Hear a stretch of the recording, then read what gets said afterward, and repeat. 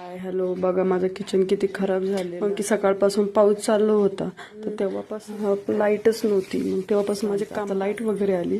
बघितलं तर किचन होतं. परीला थोडं झोपून वगैरे ठेवलं आणि मी किचन घेतलं साफ करायला. परीला थोडं तिची ना कालपासून बरं नाहीये, तिला खूप ताप येतो. त्या दवाखान्यात वगैरे पण घेऊन गेली तिला आणि गोळ्या वगैरे तिला औषध दिलं आणि झोपून ठेवलं तिला. लाईट वगैरे आली. मी म्हटलं चला आता किचन आवरायला घेऊ.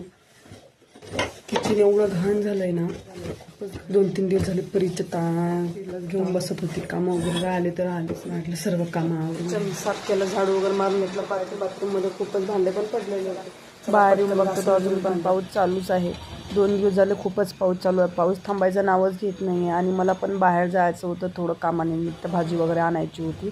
पण काय करायचं, पाऊसच थांबत नाही आहे. बघा किती पाऊस चालू आहे. तुमच्याकडे पण पाऊस चालू आहे का? कामं वगैरे झाली आणि आता तर अजून पण पाऊस चालूच होता.